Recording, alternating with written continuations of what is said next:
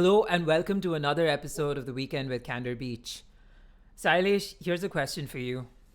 Do you think we are on the brink of World War III? I strongly think we are. So there are multiple theaters heating up in the entire picture. So let's start with Russia, Ukraine. That has been going on. It's been going on for year three right now. We are running on year three of Ukraine-Russia war. Yeah, So we have that going on in the background, and then we have this new war which is going on, the Israel-Hamas war, which is not stopping. Like, it's been going on. Although America is trying to fund both sides of the war, are you um, shocked by you that? know, I'm not. It's like Lord of War, right? So yeah. So I mean, America funded both sides of the war for a very long time. So if you look at it, they're asking Israel to stop for 1 month, for the Ramadan break. At the same time, they're No, not. are you serious? Hamas is not stopping. That's Yeah, that's yeah. not an So Israeli movement. America's asked them to stop for Ramadan. yeah, to respect uh, the Muslim sentiments in that area. It feels very cinematic, doesn't it? Like, oh, I Hmm. realize that you guys are fighting with explosives and you've displaced people out of their homes and what have you, like the sins of war. But to respect the people in the region who have been displaced, have lost everything, and who are barely getting enough aid to survive, let's pause the war for a month. I think that would be good for everybody. It See, sounds like a this comes joke. from the see, there is this little progressive squad of Democratic Party, right? So which actually they put a lot of pressure on Biden, who for these kind of ideas which are coming up. They are in support of Palestinian cause, and ceasefire. They want the ceasefire. They don't want Israel to, like completely wipe out the terrorists. So there are a lot of stuff which is going on. So Democratic Party is marred with all these kind of issues. I see. All right. So, can you paint a picture of the hottings up in the Middle Eastern zone? You have Israel Hamas. What can you tell us Mhm. about is So, about Iran and the Houthis and that disruption that we've been talking so about? there are multiple things going on, right? For the Houthis is one thing. We have the Hezbollah also heating up. Hezbollah is also in standing, with the Hamas, saying it's like a religious identity politic, a religious identity, which is all in this area. So they are standing with Hamas because they're all Muslims. Houthis are also standing with like Hamas to say that, yeah, we are in support of Hamas. They are causing disruptions for transatlantic lines of transportation. So you have all these big companies rerouting their ships around the Cape of Good Hope, which is costing a lot for these companies in shipping fee. And more And recently, the cables, the data oh, cables. the cables, yeah, the data cables got shut down. Like, they cut 4 data cables out of 15, which is exceptionally rare. That doesn't happen everywhere. So here's a question. So Like we don't really know if it's the Houthis that have done this because there is speculation about whether they have the capabilities of going that far underwater. Like it's 100 meters or so, the depth at which these cables are placed. Because there is speculation that it is more likely than not that some of the stranded ships, their anchors have disrupted these lines or damaged these lines in some way. So, I mean, the speculation is good, but I would say nobody knew what happened to Nord Stream 2. Like, after the Nord Stream got destroyed or blown apart, nobody knew I'm sorry, nobody it knew just what exactly blown apart reminds me of Napoleon's last name. blown apart. Yeah, yeah. So, I mean, nobody knew exactly who is the perpetrator of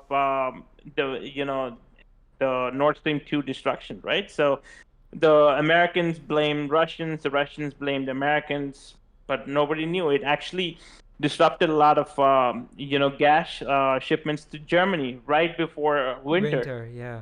So so it was actually caused a lot of issues for Europe. So skirmishes in the Middle East, an existing skirmish in Europe, which is going to heat up soon, considering that Sweden's now joined NATO, another Russian Hmm. neighbor that's now a part of what is perceived as the enemy at the gates, which has been Vladimir Putin's talking point for God knows how long. Even with the Tucker Carlson interview recently, Hmm. he talked about that, right? Like there Hmm. was this deal. They weren't supposed to come in this close. What are the chances of America entering either war, both wars? So America will be forced to do it. So let's say if there's a false flag operation, they say Sweden is slightly affected. Probably a rocket falls apart in a Sweden area. So that is NATO policy. America will be pulled into the war. So they have to fight for NATO, and this is direct. Basically, this is a direct war between NATO and its allies with Russia. That is World War III.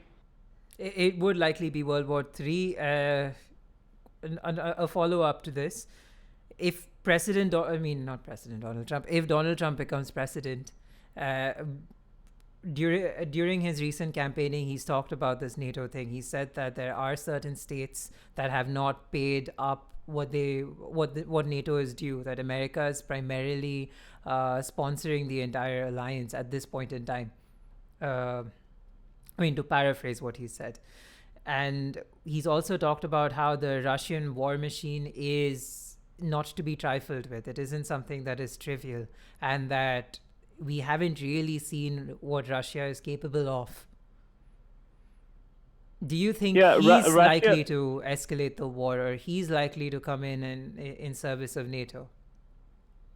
I would bring up 2 points. First, they will be Trump will be forced his hand to fight this war. So if the war starts before he gets elected, he'll be forced to finish the war. He cannot run away from it. That is one thing.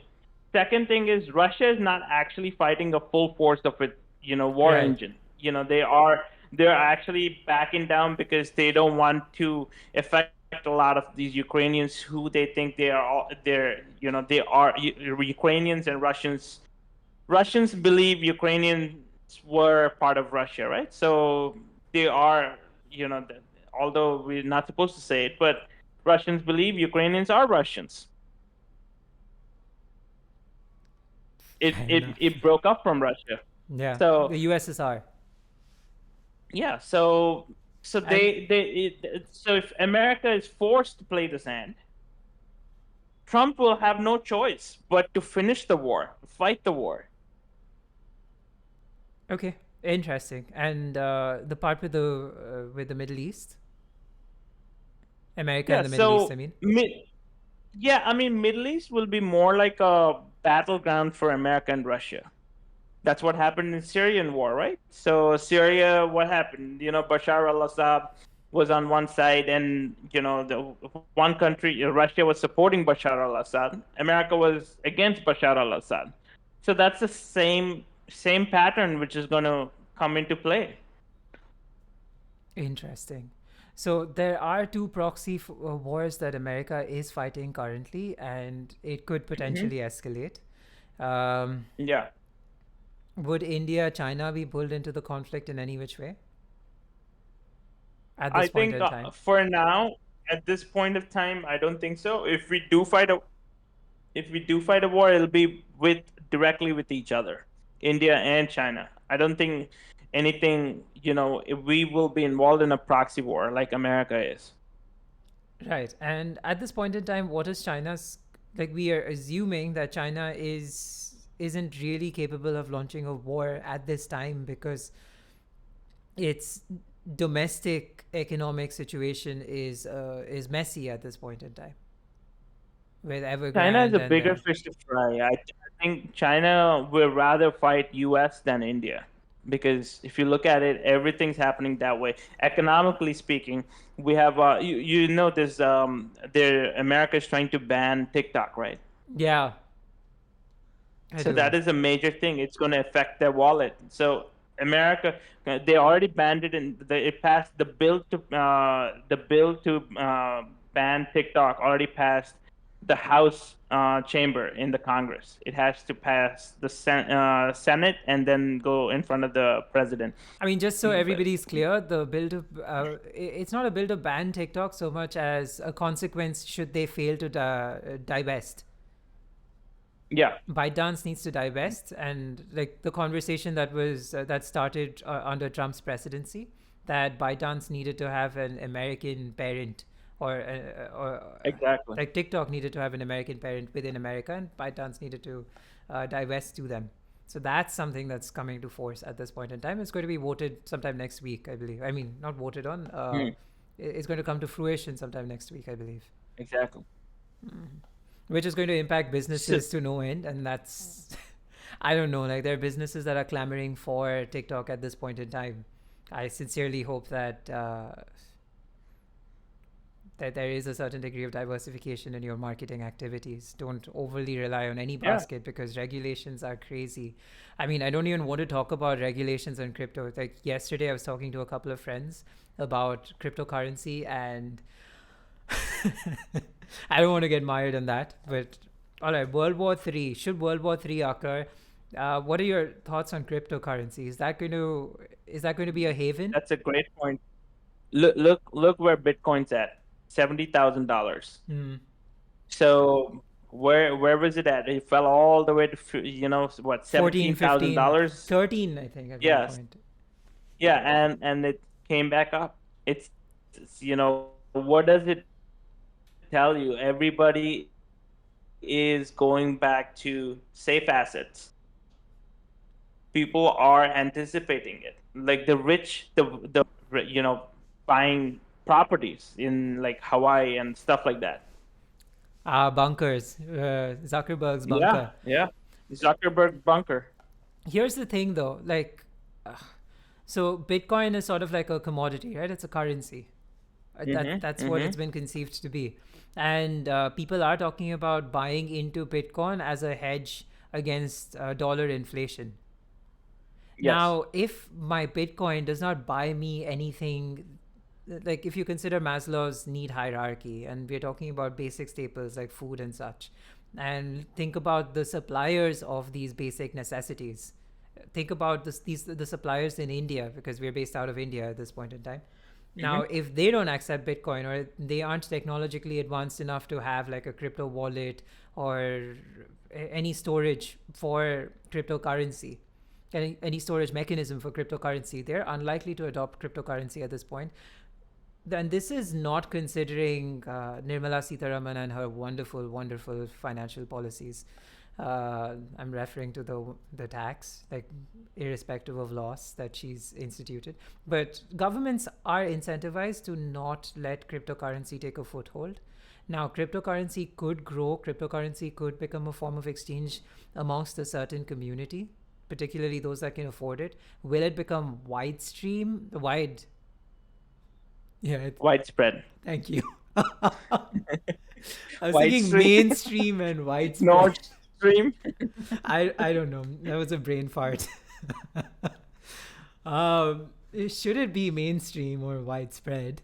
I don't think it's going to become widespread, because there are participants, there are actors within our current economy who will not be able to hold this.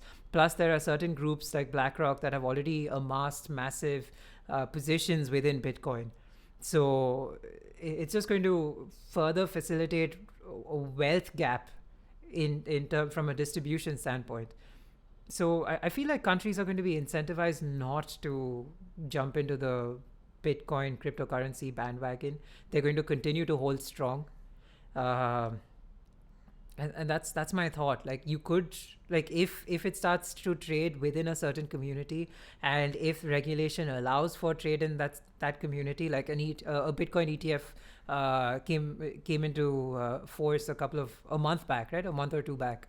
So if there is solid trade in that, then sure, it will become like the stock market, where you can use it as a storage of value, and then you can trade it and feel free to do whatever you feel like. But up until that point, I think it's still going to be a little dubious. More like an asset. I would say, consider Bitcoin more of an asset than a commodity. Yeah, like That's what they stocks are considered assets, in right? India, right? So Stocks are yeah, assets, right? so yeah, liquid assets. Yeah, more of Bitcoin as an asset than commodity. Yeah. If you are able to do that, it's like you were hedging onto a like gold, like you're buying safe asset.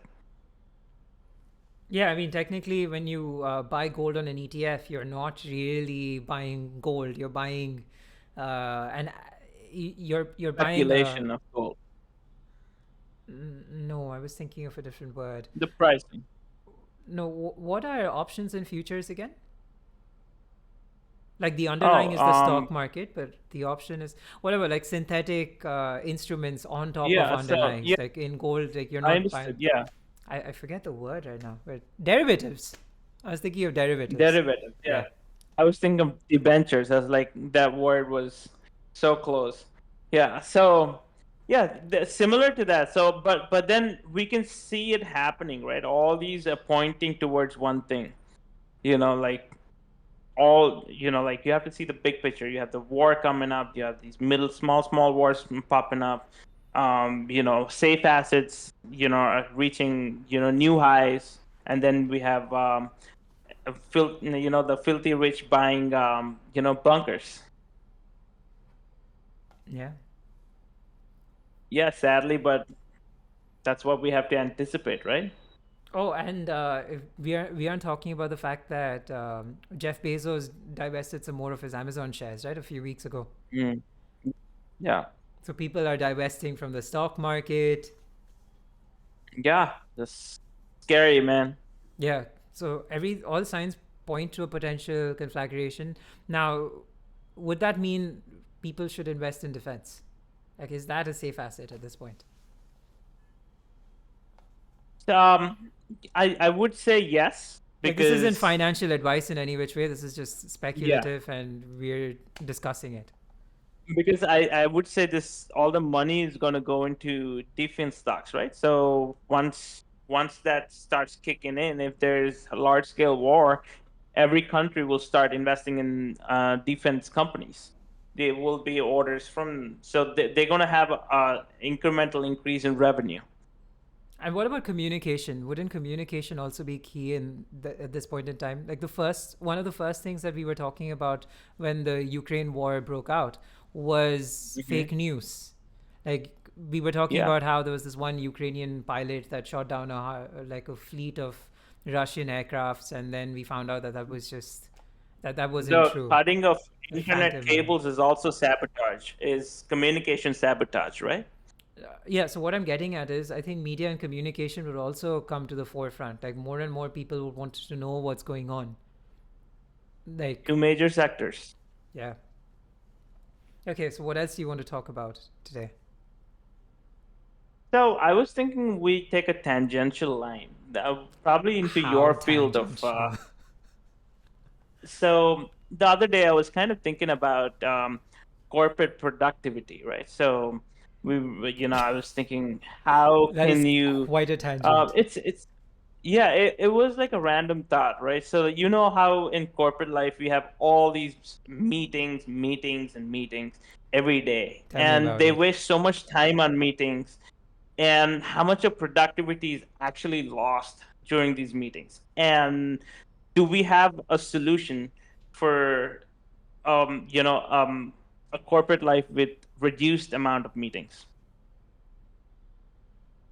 I'm sorry. So your question is, how do we have How do fewer you meetings?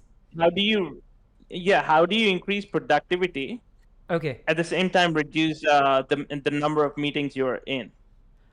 I In think the answer is in your question.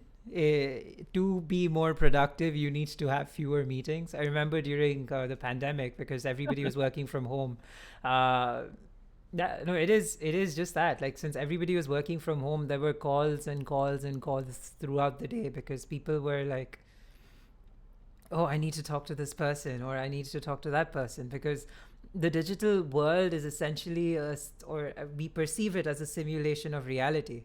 So even when there were conversations about the metaverse coming up, right? Like the idea was that if it could simulate reality or physical stores at this point in time, then you'd have it made, like, because Mm. shopping digitally is so much easier, right? Like no queues and such. But anyway, circling to your question, we've had an onset of a lot more meetings than ever before because people haven't necessarily been able to meet physically. There have been, because people are just like, oh, set a meeting and get it sorted. People start to do that now, instead of setting a 5-minute meeting or a 10-minute meeting, or just being like, hey, can we quickly discuss this and part, or just try to resolve some of these Yeah. issues on text. Like, people have not been doing that, and I think that's just one way of cutting down the number of meetings. Identify a clear agenda, see if the agenda can be met without the meeting to begin with, because you have to understand that just because you have the time, the other person might not have the time or mind space, even if their calendar is free. You also have to think about how many different tracks they have to devote mind space towards. Now, if I have to switch out of one and switch into another, and switch out of that and switch into another, that's costing me energy. That's costing me. Exactly. The switching cost is something that people don't seem to take into account. So I would strongly encourage resolving things on text if possible. I would strongly encourage clear agendas where meetings are, so that you know whether you need to have a meeting or not. And finally, if you write out your action items at the end of it, write out an action item, stipulate a time to expect closure, then everybody's working towards that one point. Because I've also seen instances where people are like, okay, so you're going to do this, you're going to do this, and you're going to do this, Yeah. and Yeah. then the person who said that, assigned this activity, or requested for these things to be done, they are left following up with these individual parties, as opposed to, like, if Mm. you set a timeline and said that, hey, can you get this done by such and such time.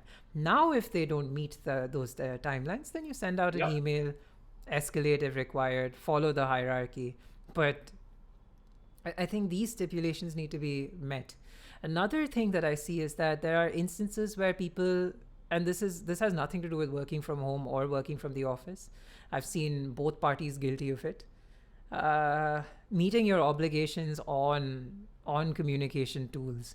There are instances where you text someone or email someone and they are just going to ghost you. I don't know if that's prolific, but in my experience, it has happened. And that's another thing that, like, I think we as professionals need to set ourselves cadences where we check these tools periodically. Like, say I check emails twice a day or thrice a day if Mhm. I'm expecting something, or I have to have these communication channels open, like Teams and Slack and what have you. If I'm in the office and I'm walking around with my team, that's fine, so long as I have access to Teams, because I'm no longer working out of a single office. I'm no longer working with people that are based out of a single office. The proximity has Exactly. died. I'm working with people around the globe. Now, the only way they're going to be able to reach out to you is through Slack, Teams, one of these communication channels. You need to have those enabled for people. And I understand, like, you could be busy at a point in time and you may not be able to attend to them, but that can't be indefinite. You have to attend to them within an hour, 2 hours. You have to set a cadence for yourself. You just have to be a little more disciplined. Uh, that Give it answers a your week. questions. Yeah, I've seen that. But so that answers your questions about the meetings thing. It does not necessarily Mm-hmm. answer your So, productivity question overall. so let me add on to the productivity thing. Yeah, So, Steve Jobs, he actually hated PowerPoints, right? So, as does Jeff so he would, Bezos. yeah. So, I Amazon doesn't mean, have meter. you spend so much time making these stupid PowerPoints, which can be like, which can be completely eradicated. You can actually like exchange your ideas naturally without all these PowerPoints, building them, wasting time. And how would you replace PowerPoint? Like the culture of PowerPoint. Like people are so engraved using PowerPoints. Look, I don't know if you want to replace PowerPoints, period. PowerPoints is a powerful tool. I would say the expectation shouldn't be to run around with PowerPoints. Like Amazon has set an Hmm. expectation to write memos instead. But think about it this way, like if I have to read a 10-page memo within the first 10 minutes of a meeting and then embark upon whatever discussion needs to ensue, that's just complicating matters. I might not be able to absorb 10 pages worth of material. I might not be able to formulate or wrap my head around what's been said, formulate my own thoughts, and then have a discussion. That's not very productive. I would say there are tools like PowerPoint, there are tools like memos, there are going to be other tools. Find the tool that works best for your setting. Like, as an example, when you're Yeah. pitching movies uh, or building videos, use storyboard. Not everybody is good at storyboarding, but picture that. Like, movies and TV shows have of late become the ultimate, or have been for a while, the ultimate form of storytelling.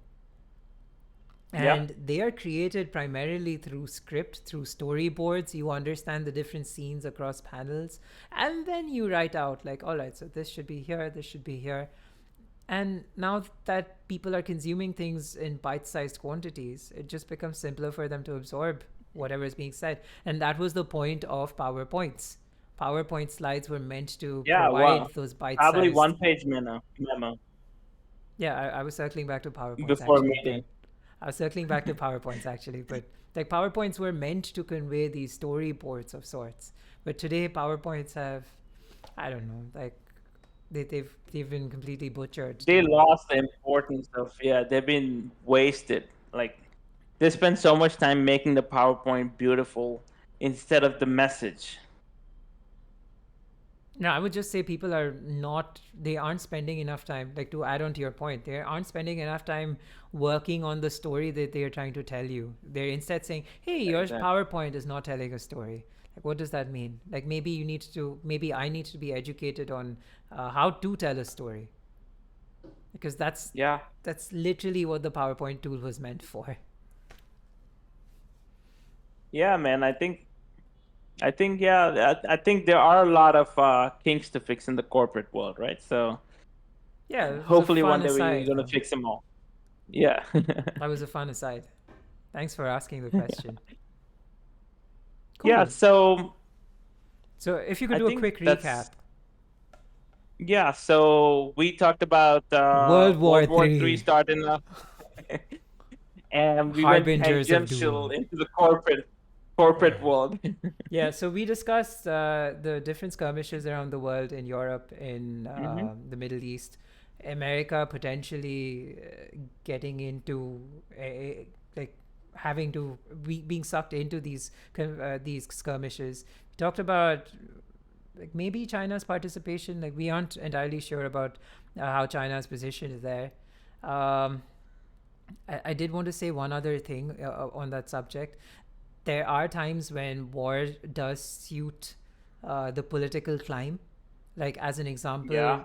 Indira Gandhi wanted, when she, like, on the cusp of losing power, she declared an emergency in the country and then retained power for a certain period. So uh, again, like, not to get into the nuances, like, I haven't really You delved say into it, Biden's but going to retain power? You I think Biden's going to retain power? not Biden specifically, but like, it is a mechanism. Like, people have engaged in war just to divert attention from what's going on within the Yeah, country yeah. to something else.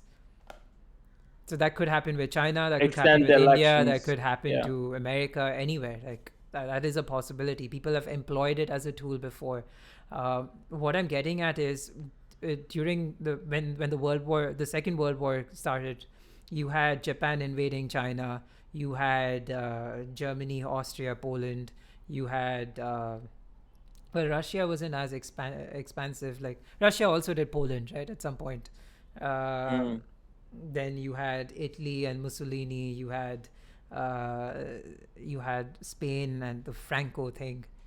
So Yeah. there are similar instabilities that you can see today. Hopefully, the world knows better that they shouldn't get into a world war, but I don't think people necessarily look at it in terms of, oh, war is bad, therefore we shouldn't get into war. It's more of a war is a tool, it's a mechanism at this point in time. And we might deploy it if we need for things to escalate to that level.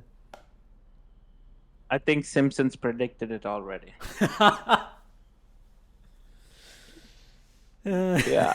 So, All right, man. Like, yeah. we're going to draw this to a close. Thank you very much Yeah. for watching. Thank you. Like, share, subscribe. Let us know what you think. Let us know if let us know your thoughts on the topic that we just discussed, and should you want us to visit some other topic, we'd be happy to investigate it. Thank you very much, and we'll see you on the next one. Bye, guys. Thank you.